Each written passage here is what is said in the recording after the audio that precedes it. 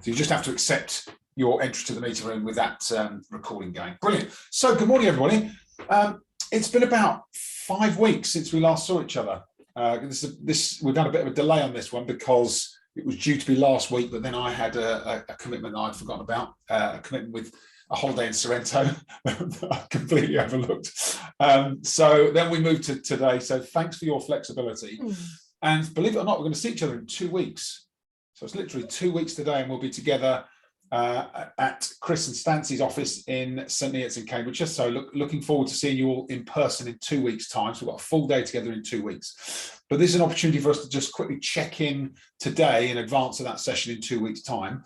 Before we do that, I'll do this at every session, so just give you a moment. If there's anything on your mind this morning at 9:34 on Monday that you just need to capture before we go into today's session, just take a moment for yourself to make a note of anything that's on your mind that you might need to just pick up beyond the session.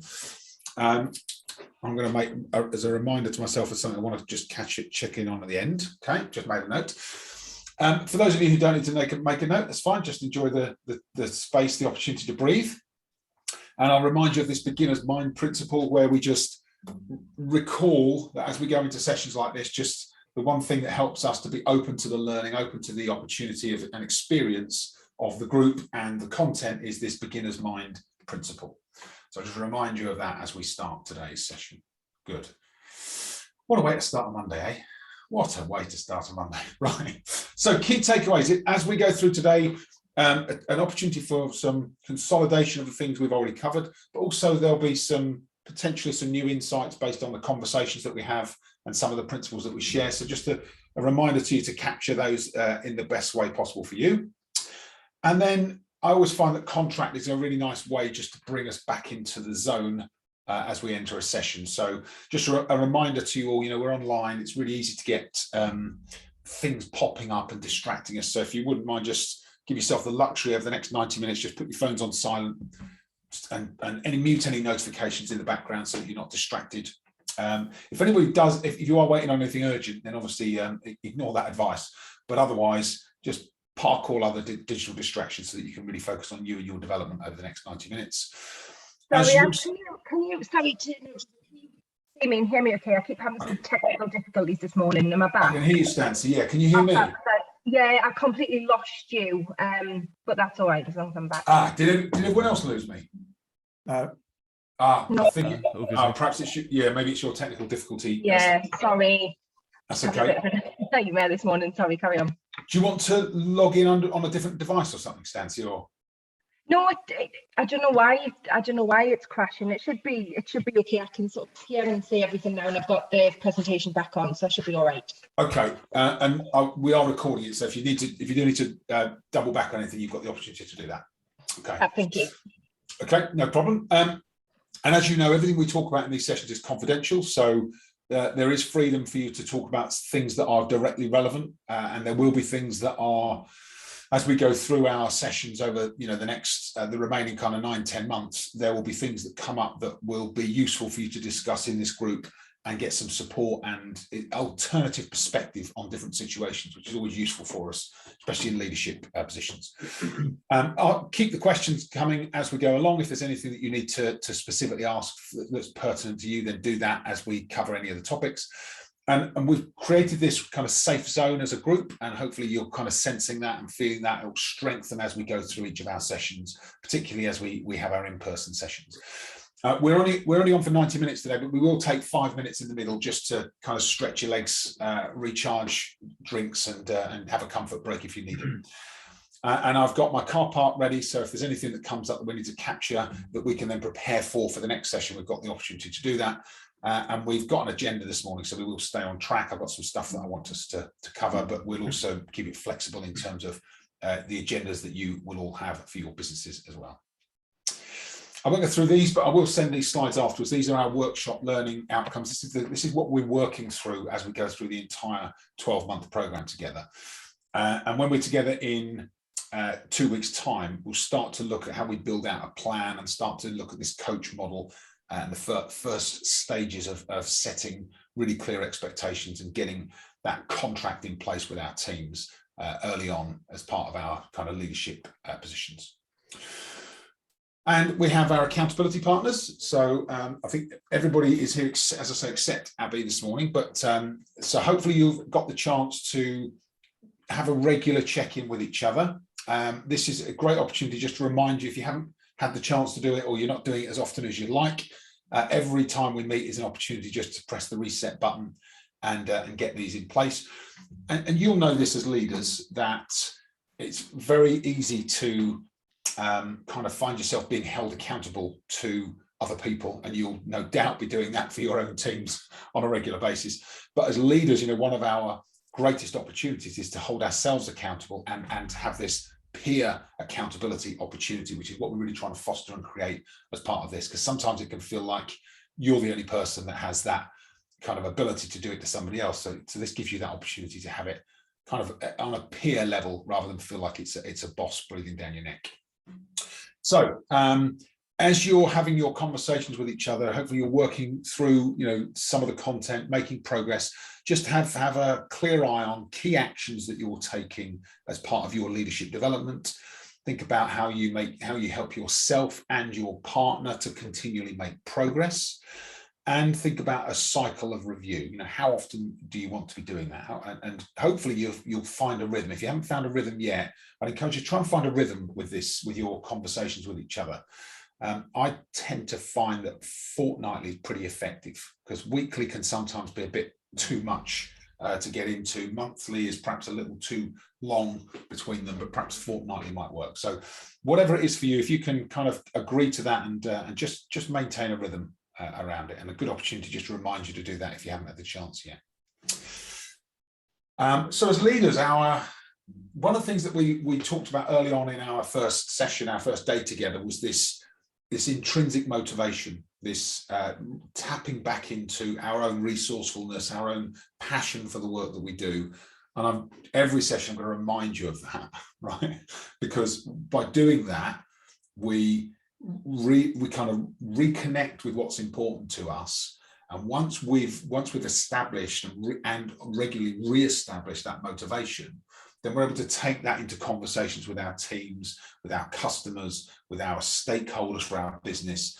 And that just enables us to be more influential with other people and to inspire and enthuse them. And we have to do it for ourselves first. If we don't do it for ourselves, it's really difficult for us to expect it from somebody else. And you'll know this throughout your careers, and you'll know it kind of instinctively, but to do it intentionally on a regular basis, just rekindle that personal intrinsic motivation, can be really powerful. So just a reminder for you to do that for yourselves. Okay, so I'd love to just before we're going to do a quick recap. Before we do the recap, I'd love to give you an opportunity just to share some of your own feedback and progress so far. So you will all have had kind of key actions and progress that you were looking to make to date. We are 2 months in, session 3, two and a bit months into our program. I'd love for you to kind of think about the accountability discussions you're having, possibly some of the challenges you're still facing, and maybe situations in the business or with your team and the priorities that you still need to address. So just an opportunity just to share some of that. What we'll do is we'll do it in 3 breakout rooms, okay? And then we'll regroup as a team and just do a check-in. So let me just create some rooms. And you're probably not going to be. I'm going to let Zoom create them. Let me just check that we've got a good mix. Yeah, that's good. So you may or may not be with your accountability partners. I think you probably won't be, which is good. But an opportunity just to talk about progress. So this is the slide, right? So actions and progress to date. How have your accountability discussions been going? What are the kind of challenges that you're perhaps still trying to navigate in your role in your business? Maybe situations in the business or your team, and then potentially ongoing priorities that you still need to address. Okay, so I'm going to join one of the groups. So it'd just be a surprise, right? You just don't know who. We're going to have 10 minutes. We'll have 10 minutes on this, and then we'll regroup, take some feedback, and just make sure that we're getting the progress that we need. Okay, so let me open the rooms, and There we go. And I'll join one of your rooms. Right, see you shortly. 10 minutes. See you in 10 minutes.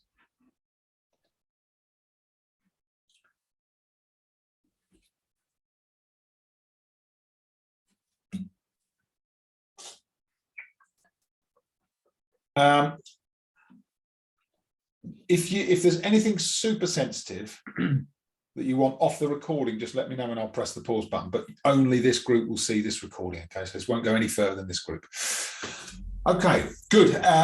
So I'd love to hear some kind of themes, some feedback from your rooms. What came up? What was useful? Who wants to start? Let's tell you what. Let's do it room by room. Let's start with room 1, which was Gemma, John, Ria, and Tim. So yeah, we had a good conversation around the importance of emotional bank accounts, but not only contributing to your bank account, but also making sure that you are taking from that bank account as well. It's not a one way. So that's something that I've definitely become more conscious of, and it seems to be paying dividends at the moment. We're going through some manufacturing challenges and things like that. So we've won some new business unexpectedly. So the fact that I've been supportive of our head of operations and head of manufacturing, I've been able to say we need to turn this around quicker than normal, and they've literally done all they can to do that. So that was just one example of that emotional bank account in action. Yeah, gives you confidence, doesn't it? Knowing that you've made those investments, knowing that you've got that stability in the relationship, gives you confidence to make a withdrawal when you think about think about like the bank account. Yeah, good. Thanks, Tim. What else in your group? So I kind of spoke about just a challenge that I'm navigating with one of my team members who is a little bit unsure of. I think she's got quite a lot on her plate personally, so I think that's affecting her slightly professionally. She's struggling just a tad with different things that are happening within the business. So I'm trying to be more of a person that's just listening at the moment to what she's going through and trying to have empathy. I mean, that's natural for me anyway, but just trying to understand how I can best help her. But it's also coupled with which I was telling my group, with a peer member of mine who is ruffling a few feathers, particularly hers, and it's quite difficult to navigate because it's literally always something between her, the person, myself, and their person. So it's a few challenges there, and every time you think it's okay, something else comes along. So just trying to make her and help her feel valued. And then I was also mentioning again about the emotional bank accounts I was depositing without realizing I was, with not just my team but also management as well. I've had a shift with my manager in a really positive way, and I think it's not the first time. I think I've been more seen and more on the front line in a very good way. So that's been good as well. Yeah, well done, Ria. Excellent. And from what you've just described with your team member, remember, I'll remind you of the principle that we talk about. If you think about these 3 pillars of high performance, number 1 is psychology. So you said, someone's got personal challenges, issues, it tends to spill into work. That's a classic psychological kind of challenge that people face. So sometimes we have to take a step backwards with people, get them to regain confidence, self-esteem, so that they then feel as if they can start to move forward and perform in the role. Recognizing that is the area to focus in on is really important. Yeah, good. Well done. Thank you. Yeah, thank you. Excellent. Anything else from your group? I was sharing a bit of news from my side that I shared with the team. I had to make a bit of a big emotional deposit. I was diagnosed with breast cancer just after our last call.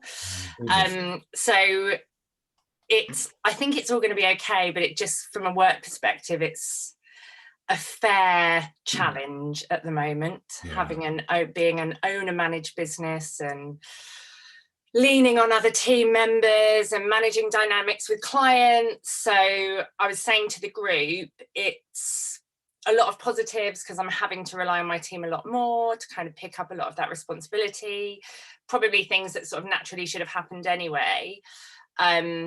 it's really hard to plan because I don't really know what sort of treatment and things look like at the moment. So yeah, as a quite a kind of control freak, I think naturally it's a challenging period, particularly professionally.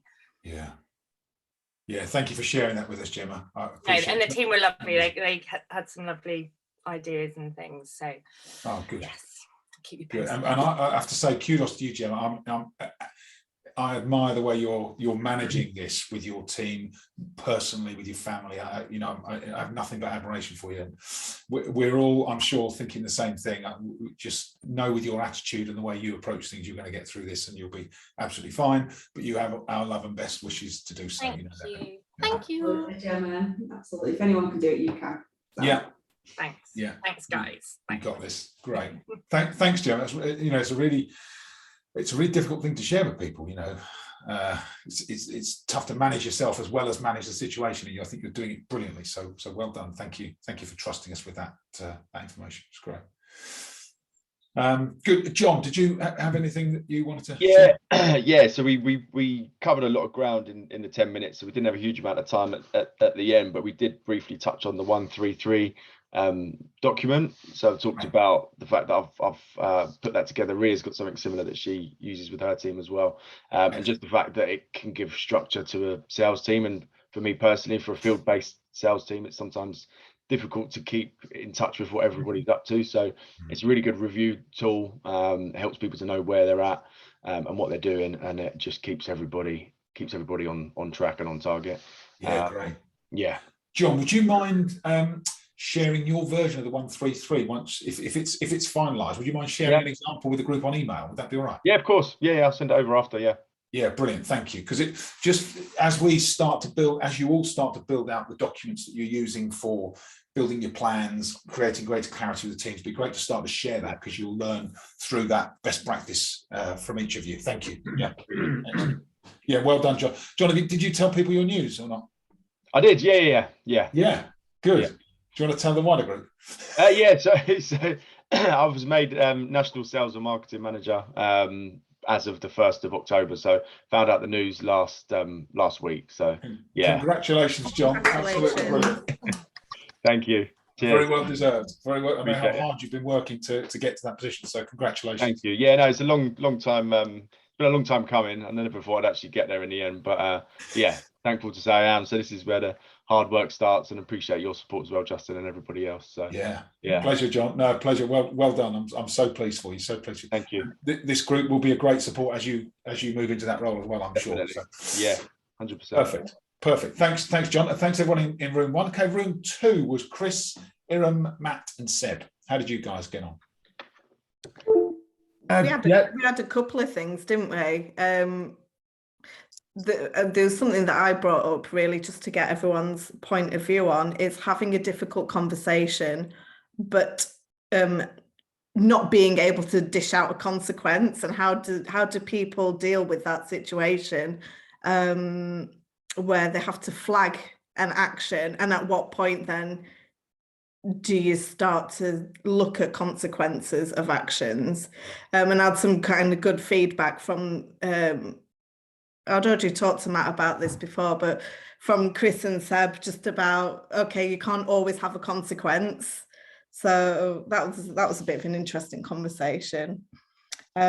Quick story, basically we went away for work, went to Milan, and partners were allowed to come. It was over a weekend. One of my employees, her husband, misbehaved quite a bit, offended quite a lot of the team, was shouting swear words at the waiter, and I'd literally gone to dinner with some friends and come in and walked into this situation of him saying not very nice words, and walking into this room full of tension and thinking, oh crap, what's happened here? And then it's the case of, when do you have the conversation? I waited until we came back from Milan, till I had Maggie on her own, which was my employee, and addressed it about her husband. And she just, long story short, said, I'm really sorry, I had no idea.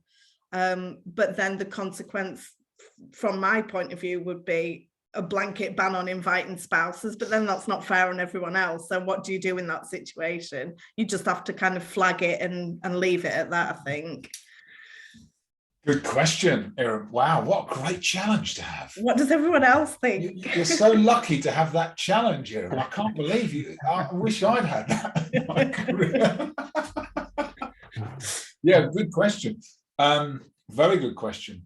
What do you? So that before anyone else answers, Erin, what do you think would? What do you think might help in future? Now that you know, now that you've experienced that once. If you could go back in time and have a conversation with yourself, like a couple of weeks before it happened, what measures might you put in place to just make sure that had some sense of, I don't know, greater, not control, but the only thing I could think is just putting some ground rules in place, but it wasn't my rule. It was my boss's boss who invited spouses, and hers was the only spouse that turned up. So there weren't nobody else brought, you know, a partner or a husband, wife, whatever. He was the only one that turned up, so we all had to deal with him for the 4 days. Wow. So the only thing I could think of is just putting some ground rules in place, but it's on an evening, he's had a drink, apparently he doesn't normally drink. Look, we can't control other people's actions, and if they don't work for us, we can't say anything to that person either. No. We see I would have. I would have dealt with it there and then with him. Look, you know, you've been brought away on a work trip. This is not how dare you? Yeah, it's that thing of you're a guest in our workplace, whether we're away and it's on a weekend and it's in Milan, you are still a guest in our workplace. Yeah.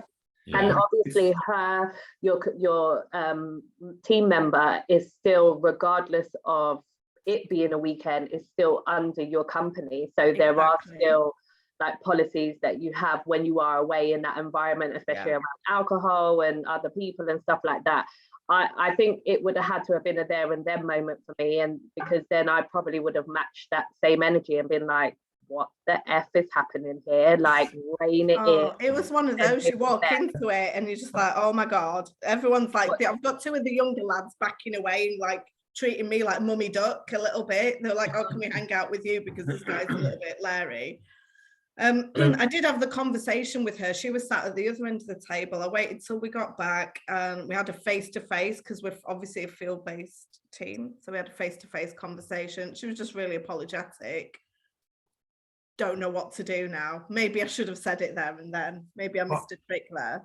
Erin, based on, I mean, we'd sending this out in that group, Justin. So I spoke with Erin on the morning she was away with work, and that's when she was one-to-one with this woman just after this event. Now, obviously, at the time, you can deal with it, but if he's had a drink, you don't know how it's going to escalate. And if he's that volatile with the waiter, you might want to go, do you know what, we'll take this away, we'll deal with it afterwards. Yeah, and true. Erin asked me, and I said, if you don't speak to her now, while you're with her, you've almost condoned the behaviour so it happens again. But also, when you have that conversation, say, look, you know, like the guys said in our group, it's interesting that Seb and Chris both said the same thing, you know, ask her what she thinks should have been dealt with. But also say that, like, you know, this kind of behaviour may jeopardise us being able to invite partners in the future. So go and have a little chat with him.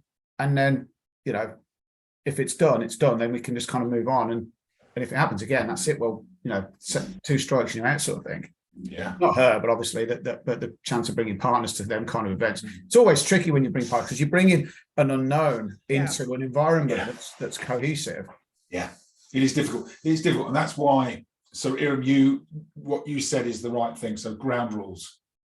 Yeah. So whether it's representatives of the company or it's representatives of the company and their partners, who then by association become representatives of the company. Yeah. Right. If you're in a work setting, you've booked a restaurant in the name of the company, then you are representing the company. Everybody represents the company, whether you're in a restaurant, whether you're at a show, whether you're with clients, whether you're in a team meeting, you are all representatives of the company. And for me, there's kind of standards about just make sure everyone's clear.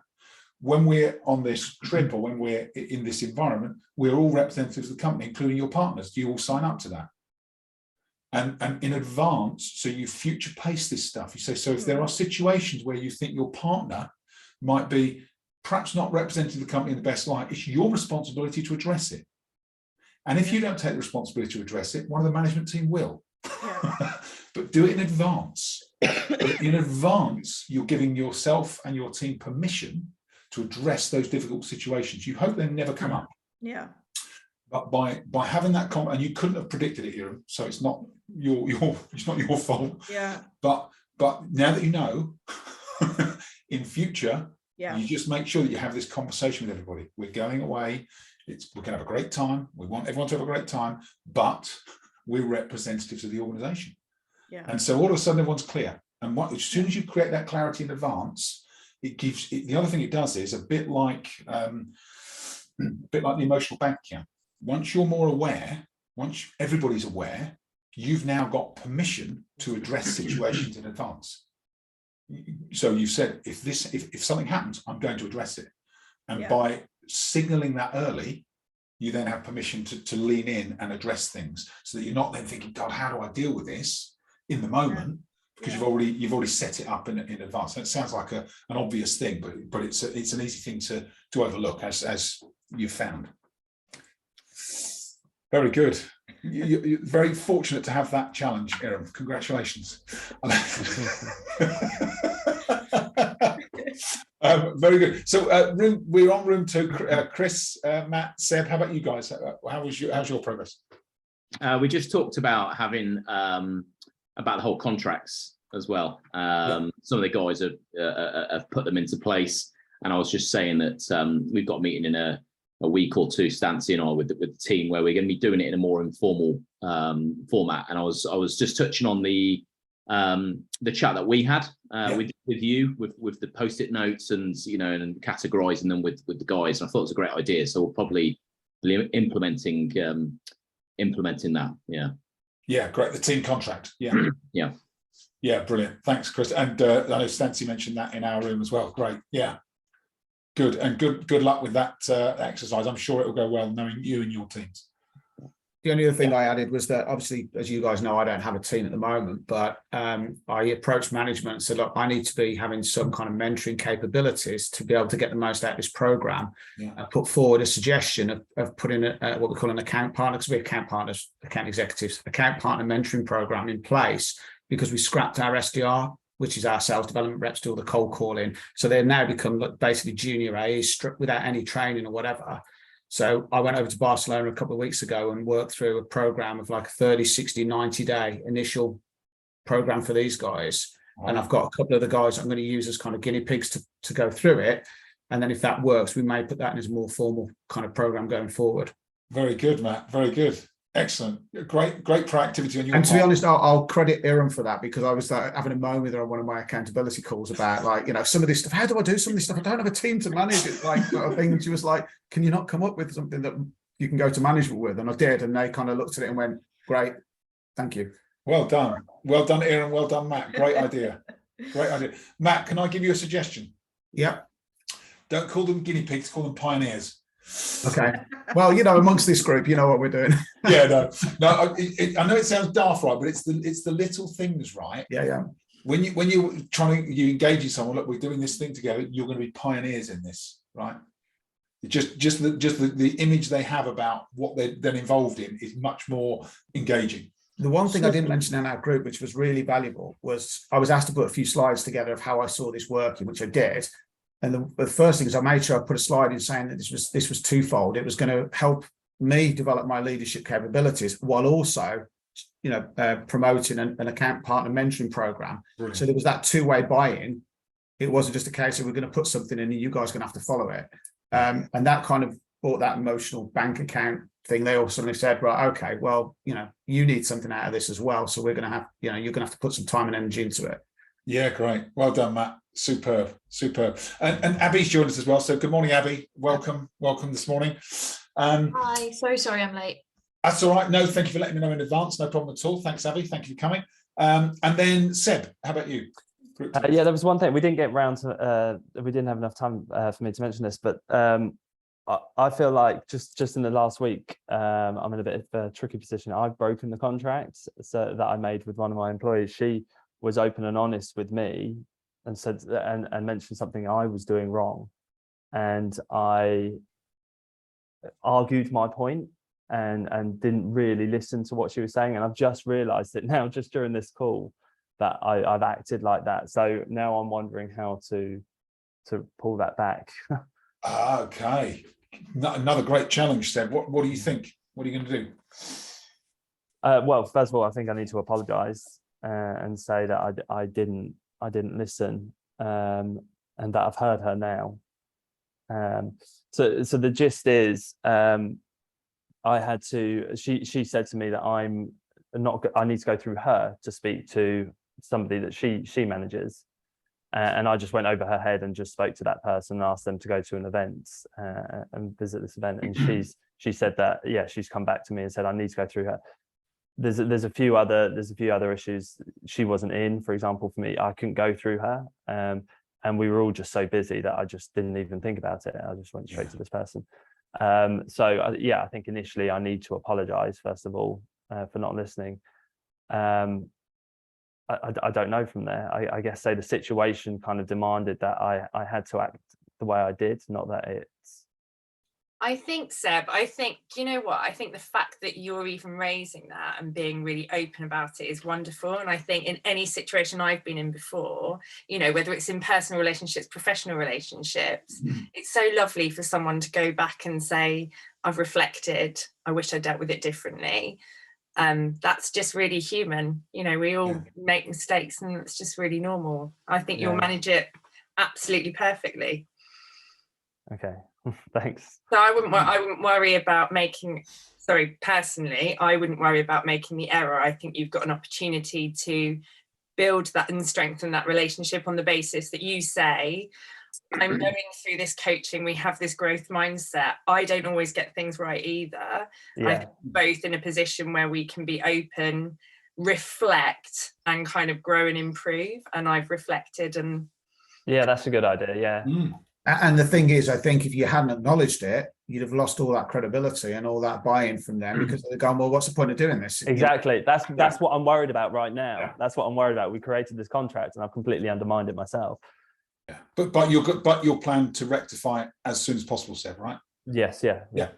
And that's the big thing. Once you rectify it, it's a huge deposit back in the emotional bank account. Great. I think it's great that you've come to that awareness, Seb. It's good, and you've got a plan to act on it. The other thing I would add is that could be really powerful is to thank the person and say, look, thanks for understanding, and I want to thank you in advance in the future for raising things like this with me, because I'm not perfect. And if as and when you see things, hopefully you now have the confidence to be able to flag them with me again, because even if in the moment I don't listen, I will reflect. And I will come back, and I really want to honour the contract we got together. So you give people that reassurance. I think that's really lovely that she felt she could come to you actually. Yeah. The worst thing would be is when you've got that dynamic with someone, and you know that there's a niggling issue underneath, but they haven't declared it, and you're like, I just wish they'd just say that there's a problem, and then I can resolve it. Yeah, agreed. Totally. Why don't you just say there was a clause in the contract? You should have read the small print. I don't advise that, by the way. No, I don't advise. Don't take that. Right. Okay. Thanks, Chris. Right. And room 3 was Nicola, Oliver, and Stancy. How about you? What did you talk about? I'm going to let the Nicola and Oliver talk because my internet is so unstable. But actually, I would only just mimic what Chris has said anyway, regards to what we're doing. So I'm just going to shut up and let the other two talk. Thank you, Stancy. So, for myself, I've kind of set the reset button on myself as well as my team. We've been kind of looking. We've had a lot on with the business at the moment, and we haven't got enough staff to cover everything. So we've been recruiting, we've had a sales meeting with our CEO and our EMEA president that came over, which kind of made them focus a little bit more. Well, all of us focus on what's expected for the next 12 months. It's given me the ideas for the contracting as well. So I'm going to put the contracting in place now. So I'm kind of having one-to-ones with the team a little bit more often now. I was definitely guilty of that. So I've definitely set my reset button to make sure I am more accountable for my team as well. I've also put down here one of my biggest issues at the moment is everyone getting back out into the workplace after COVID. I think everyone's got very complacent sitting at home and delving into reports and things. It's making me realise that, you know, they have got challenges outside of their office at home too. So it's going to be addressing that within the contracting too, and what's the expectations. And then you read the news this morning and see that there's a 14% rise in COVID, and, you know, are they wanting to go out? So it's going to be a chat, I think, with individuals in the team to see how they feel about that. So yeah, a few issues, but not too many. I mean, I did have one big issue with one of my team who won an award so similar. What we're talking about, they went on a works trip. They took the spouse with them. We said, you know, have a good time, put things on expenses, and they put river cruises on their expenses at 500 quid. They put spa treatments for 300. So there was things like that we've needed to address because they really did take the pee, really. So, you know, my lesson from that is, again, we've never had to set those sort of ground rules before. They go on a works trip, but we're definitely doing that for the future referencing now. Yeah. I just feel like there's like a level of intelligence that's a person. I'm not being disrespectful here, but, you know, why would you put a £500 treat on like a bottle of wine, or maybe 2 bottles of wine, and maybe a meal? I can understand that, but me too. Yeah. And I do agree with you about this COVID situation and everyone being at home, because we've now upped our days by 1 for everyone to now come in mandatory 2 days into the office, and everyone's owning, oh, this is so outrageous. And it's like, hang on, this is what we used to do back in the day, you know, and back in the day was like 2 and a bit years ago. Like, we used to come in 5 days, no working from home allowed. So, you know, and it's a mindset thing. It's honestly a mindset thing, and it's so fixed at the moment in the, I don't want to get COVID, and the cost of living is too high, and I can't afford to come in, and how am I going to do this? And it's like, I can navigate you best I can, but, you know, there's a point where you kind of have to step up to the game too, if you still want a job. Yes, in the contracting issue, that's what I'm trying to outline. Yeah. In a nice way, that I'm not trying to be too, what's the word? Unreasonable. Yeah, not unreasonable. They should be working 5 days a week, not working from sort of 10 till 3, because they've got used to picking the kids up and etc. etc. Yeah. But, you know, lay the ground rules down again, that this is a, you know, well, it's not a 9 to 5 job, is it, when you're out on the field? But, you know, you've got to work the hours that you're being paid for, really. Yeah, you know, there's a couple of things worth keeping in mind here as if you're all going through this similar kind of conversations. One is that when you have these conversations with people, you really want to aim for genuine agreement. Yeah. Rather than them feel like my boss has now told me I've got to do this. That's what I want to do, yeah. So to do that, you have to do it in a coaching style. So to ask questions, the right questions, things like, you know, if you were in my position, how would you handle this? And if you were looking at it from the company's perspective, what would your expectations of someone in this role be? So you start to get the other person to shift their thinking from them and their life and their current situation to actually what's fair, what's a reasonable expectation, right? That's the first thing. The second thing is to recognize that everybody has to go through a change curve. So when we went through COVID the first time, everyone went through a massive change curve. Like, shit, the first point of the change curve is denial.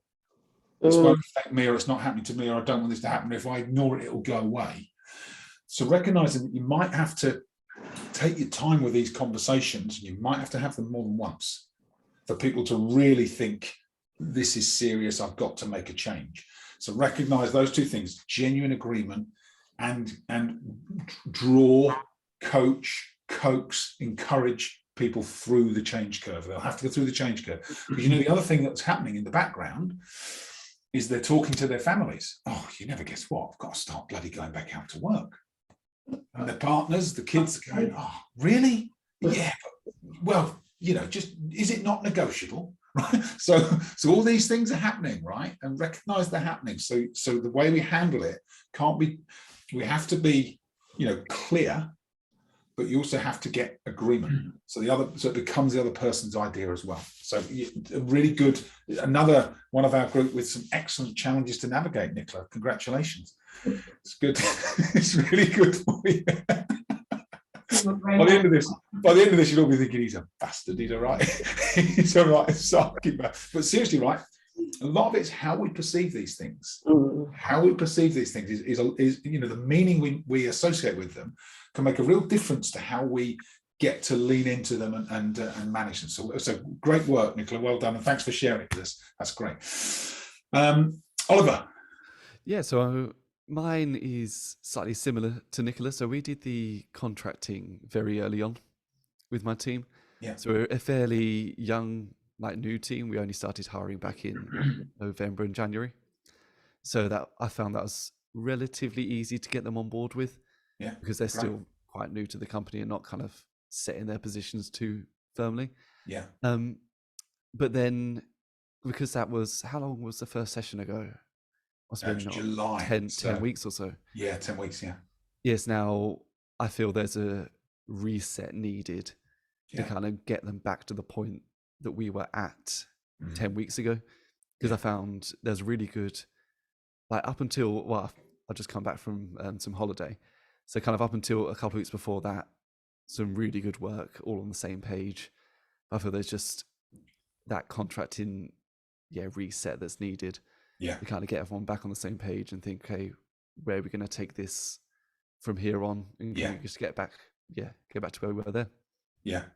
Yeah, no, good. Thanks, Oliver. That's great. And I was in your room, Oliver, with you, Stancy, and Nicola. And I mentioned a business book that I've read a few times. You can see I've kind of marked the different pages, called Traction, and it's an interesting book. There's a lot. They use this system called the Entrepreneurial Operating System, which helps you kind of map out the way that your business works and how you follow it as a step-by-step process. And one of the principles they talk about is a quarterly, they call it a quarterly offsite, where you get people together once a quarter, your entire team, and you press that reset button so that everybody becomes clear again on the key priorities, the direction, the strategy, their part in executing that strategy. Because if you don't, human behavior is that we tend to drift off track. And even as leaders, it can be useful for us to go through that for ourselves, really useful for our teams to do the same. So great. Thank you, Oliver. That's great. Abby, I know you weren't in a meeting room or in a breakout room. I didn't know if there was anything in terms of your progress or anything you'd like to share while we've got you. Again, sorry for being late. I just had another call I couldn't miss. I think I've probably had a few challenges since we last spoke. Various things. My team is very new. Only 2 people that report into me, so very small team. Yeah. But now one of them's been in place for 6 months, one of them for 3. I feel like boundaries are starting to be tested a little bit, just to see what I feel like they're trying to figure out what is acceptable, what isn't, how far they can go with things. Yeah. And so I've had to have a few conversations with them, probably since we last spoke, that have had to be a little bit more direct and just say, like, that's not what, we can't be doing that. That's not what I expect. Behavioural things at meetings, as well as how they're communicating to our wider team. So those are some conversations that I've had to kind of map out a little bit, just because I'm not used to having them, and I want to make sure that I don't want to micromanage them at all. So it's just been a bit of a learning curve for me as to how to. They're also older than me, so I find that that's a little bit awkward to kind of say, oh, I don't really expect that kind of behaviour when they're 10 years older than me. That's just a personal thing that I find that a bit uncomfortable still. So that's been a bit of a challenge. I was also speaking to Chris in one of our catch-ups about my team don't have, so they're responsible for DSOs and corporates and hospitals, obviously implants and biomaterials. So it's a new role that we've invested in this team because of the way the market's going. But as such, they don't have a call rate. I don't expect them to have a set number of meetings a week. And for the first 2 quarters that each of them have with us, I've removed a financial quota and instead given them a project-based quota to get. So I've tried to make it that they will get their payment for the first 2 months, basically get their bonus. And that was agreed when I made the job offer to them to try and make their intro to the company as smooth as possible. Mhm. And I found it very difficult to manage what they're doing each day. So I have, at the beginning, I just couldn't really work out how they were spending their time. I then asked them to share their Outlook diaries with me and shared mine back full detail so they can see everything that I'm doing. And theirs are still just blank. And so I now have a weekly call with them on a Monday, and I, say, what are your plans for the week? And they'll say, oh, I'm thinking of going here on Friday. I'm like, okay, that's great. But what about Monday, Tuesday, Wednesday, Thursday? And we don't have a CRM. So I don't have any way to analyze it. So Chris gave me, probably quite a basic idea, but one that I hadn't thought of is just kind of extracting that data and presenting it back to them and say, look, over the last month, I can see that you've had 2 trips out to meet a hospital. Like, what have you done with the other 18 days? But I wouldn't word it like that. But, I'm struggling with that a little bit as to how to manage their workload.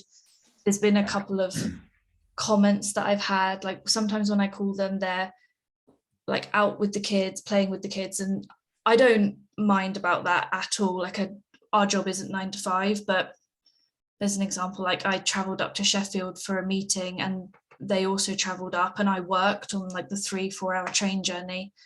And when I got there, they told me that they'd been catching up on Netflix. And at the time I just didn't really, and it was like during work hours. And at the time I just kind of let it pass and just kind of jokingly said, oh, I wish I had time to do that. And we made light of it. But now it's just in the back of my mind. I'm always conscious, like, what are they actually doing with their time? But also I don't want to be on them constantly. I don't need to know what they're doing every minute of the day. That's just something I've been struggling with a little bit. Wow, that's a brilliant challenge, Abby. Abby, I just sent you a DM, but if you want to go offline, I have two things I might be able to help you with. One is the older dynamic. So everyone that I manage, they're all kind of 50 plus. My eldest guy is 64 and desperately wants to hate me, but he actually really likes me. He's desperate to not get on with me, but he's so nice to me. And so there's that challenge, and that really interests me about different generations and kind of how to deal with different people. And the other thing is because I've got a really crap CRM system that I don't use it because it doesn't really work. I'm trying to get us onto Salesforce. But another thing about opportunity management. So if you want to go offline at some point, rather than kind of discuss it here, I'm happy to do that with you. Yeah, thanks, Irem. I'll message you. I'm also trying to get us on Salesforce, but it's a slow process. Yeah, that's a really kind offer. Thank you, Irem. And Abby, great. Thanks for sharing. I know that is a difficult situation you're navigating. One thing that I've found useful in the past when managing sales teams in very similar situation to you, that you find yourself in, is starting to share some principles with them about personal organization. Okay, so they may well have a to-do list that they work from.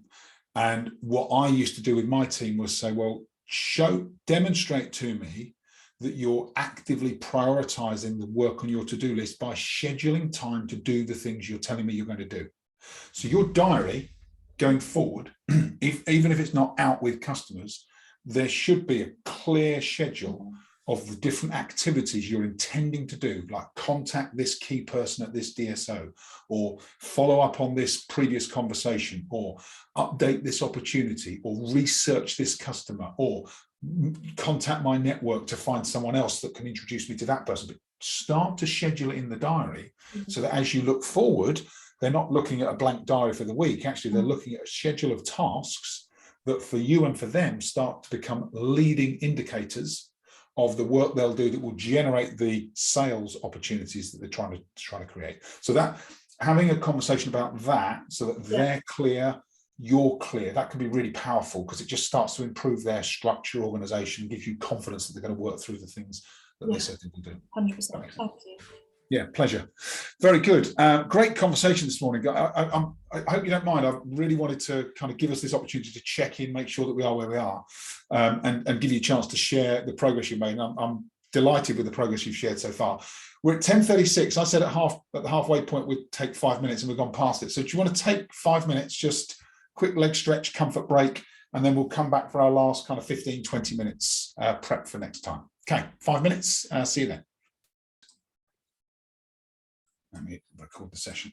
And this principle is called a team contract principle. So it kind of is an extension of our one-to-one contracting, but it's something that we do in a group. Okay, so the way that it works is that so it's really useful if you're managing a new team, but also useful if you want to recalibrate or press the reset button with an existing team. And the principle is, we call it a team contract, but the idea really is an opportunity to get your entire team together and agree together on the standards, on the principles, on the ways of working, on what's acceptable, what's not acceptable, and you do it through this team contract. And when you've got the team contract together, then it's a really nice complement to your individual one-to-one contracting conversations with members of your team. And so I've conducted this exercise countless times. John and I have talked about it. Stancy, Chris, and I have talked about it as well. But I thought it'd be useful just to run through it as a group. I know that Stancy and Chris are planning to do this next week. It might be useful for you all as a frame. So it's like an exercise. And the way that I ran it was that I'd set up the conversation with my team, explain that we were going to have, an hour's session at one of our team meetings, just to get clear on the expectations of each other as a team. And so I called it the team contract exercise and started by just saying, right, what we're going to do, we're going to give everyone a Post-it notepad. So we hand out the Post-it notepads. And in a moment on the next slide, I'm going to ask some questions and we're just going to write down the answers to the questions. Okay. And we're going to do that one answer per note page on the pad. And you're going to continue writing your answers until you kind of run out of stuff, until you dry up. And that will take, it only takes, interestingly, between 5 and 10 minutes for people to kind of empty their minds and answer the questions. And then once we've got everybody's answers out on the table, we're then going to put all of those up onto a flip chart or a wall, depending on the room and the environment that you're in. And then we're going to, once we've got everything on the wall, we're then going to, together, we're going to cluster the answers into groups that are the same or alike. Okay. And then once we've agreed on each of the different segments and the kind of headlines for each of those groups, we'll write them up in a team contract and we'll share it at every meeting we have. We'll put them, we used to have them as a team, we used to have them as the screensaver on our laptops or our monitors. We used to have them in meeting rooms whenever we came together. We had a printed version we used to take to meetings with us. And we really then treat this as the commitment we make to each other as we move forward and work together. So very similar to your one-to-one contract, but it becomes a team contract. And we'll talk about, let me talk you through the exercise, then we'll talk about how this works and why it works. So first option for questions are these. So I've got a couple of slides, a couple of options. So this is personal to the person writing on the Post-it note. How do I want our team to interact with each other? What are my expectations of other team members? What can the team expect from me? How do I want to be treated? How will I commit to treating others? How do I want to feel during and after our meetings together? How should we work together? What type of support should we offer each other? What standards will we meet? What will we aspire to achieve with each other? And then describe our perfect working relationships. Okay. And interestingly, what I've found is fascinating when you're in groups with different people when you run this exercise. Some people will always come from a position of this is what we want to achieve. Other people will come from the position of I don't want this to happen. So you'll get that mixture of okay, I don't want to be intimidated, or I don't want to feel pressure, or whatever it is. You'll get both sides of the coin, even though you're asking questions in one direction. There's another slide which I think there's some different questions on slide 2, so you could pick and choose from these and put them in yourself. Some are repetition in there. But there's how will we positively challenge each other? What culture do we want to create? What levels of performance will we commit to? How will we represent our team and our business? So it's slight kind of nuance in terms of the questions. So literally give people 5 to 10 minutes decide on the questions, just leave them up on the board, and what I've always done is participate in the exercise myself too. So write my own answers, because that way I get to shape it as well, right? It's only right with the leader, so we get to shape it as well. But you'll be surprised when you do this exercise, you'll be surprised at the level of commonality that comes out from everyone in the room. And Can I just and these are just examples. So you could look at this and go, I'm going to pick 10 of these and just use the own ones you want. Yeah. Exactly that. Yeah, exactly. Yeah. Gives you exactly, because you'll know your team, you'll know your business, you'll know what you want to achieve from it. So pick the questions that work, or pick your own, right? Make your own. No kind of restriction on that. Complete flexibility to design it how you want to design it. And then so that's the 5 to 10 minutes, all the answers out. Then invite everybody to get out of their seats, up against a wall or a flip chart, get all the post-it notes up on the wall. And then just say to people, would you mind just starting to talk to each other about what you mean by each of that, and then start to group them. And the team will start to cluster. So you'll get this one cluster that might talk about, honesty and integrity. You get another cluster that might talk about, having high standards, wanting to deliver at the highest level. Someone else might talk about trust and relationships. But whatever comes up, just let them kind of form their natural clusters, and you'll end up with a series of clusters that when you get them all together, you want to then just make sure that you've got an appropriate heading for each of them. So when you've got this group, say, right, so shall we call this X, Y, or Z, right? And then create a heading, make sure everyone agrees on the heading, and then that's heading 1. Then do it the same for 2, 3, 4, and you'll probably end up with depending on the group, between 10 and 15 clusters. Okay, that's what I've experienced. And then I've got this document which I'll send you. So this is one of the live team contracts that I had with a team that I managed.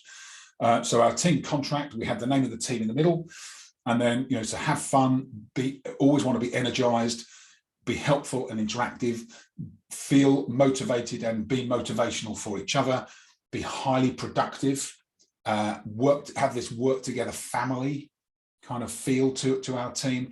That means team spirit and pride in our team, and this desire to outperform other people in our business, which was quite good. So that kind of a little bit of positive competitiveness there as well. Keeping one-to-ones outside of meetings. So that was interesting, because that was something that that team, before I became their manager, had struggled with. They ended up in, you'd have 12 people in a meeting, and then someone would just break off into a one-to-one conversation, and it used to disrupt and distract people. So that was something that a number of them felt quite strongly about. Sharing success and support each other's success, giving constructive feedback so that we were able to challenge each other and learn from each other, but at the same time encourage each other. So challenge and encourage, which is a nice combination. And then final one was about supporting each other in a working environment, recognizing that it's okay to make mistakes, and sometimes we'll need both emotional guidance and we may need some business guidance. So we just kind of set this out, and this became our contract. So at every meeting, this is what we started with as a reminder. And this sort of thing, to Iram's point, right? This would make a really nice example where you might have something on there about always being strong, positive representatives of our business, and all of a sudden that becomes part of your team contract. And what was interesting for me when I did this the first time was that very quickly I wasn't the only one saying to my team, if I saw anything out of line with this contract, remember what we committed to. The team started to remind each other of the importance of alignment of their behaviors with our team contract. So it started to foster this self-management of the team, which was really useful. So over time, you'll start to see a compounding effect of doing an exercise like this. Here's another example, different team contract that I created. I just spotted a typo there, honest. So work hard, have fun while we do it, do what we say we'll do when we say we will do it, hold each other accountable and be respectful, be highly engaged and motivated, be a high-performing team, be clear and consistent in our communication, stand for equality across the business, be open and honest even when it's difficult, bring positive energy and have a positive attitude, commit to really listening to each other, work hard, have fun while we do it. So some really nice, you can see, and a lot of this came from the teams that I was facilitating the exercise with. And there's no right or wrong here. There's only what's right for you and for your business. So that's the example exercise. What I'll do as a follow-on from today's session, I'll send you that example exercise template, but I've also got you the team contracts at the end. They're in an Excel document. So it's a template document where you've got those two examples that you've seen on the slides, but then there's also some blank templates. So if you wanted to create your own, you don't have to go through, you know, a marketing process. You can just literally fill in the dots.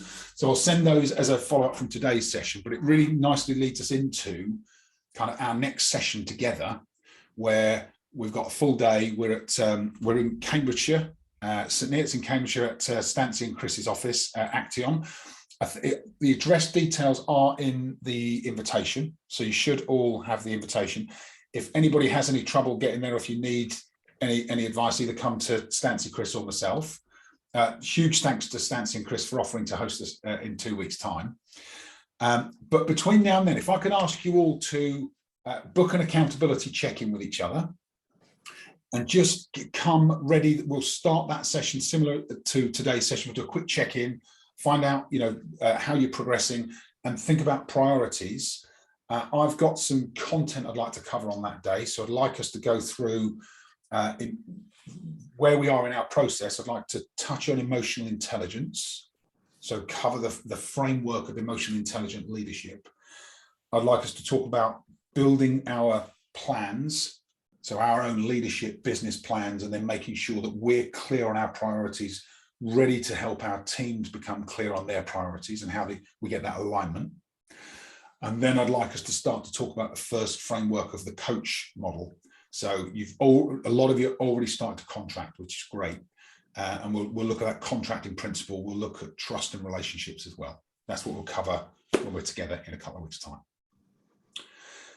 Okay, so everybody, thank you so much for your openness today, your honesty, your progress and updates, and continuing challenges. It's great that you've got continuing challenges, right? It's what makes us learn, grow, and become better.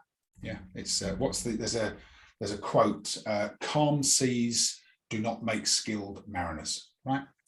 Calm seas do not make skilled mariners. We want to be skilled mariners. We need a bit of rough current coming at us so that it forces us to become better. Right.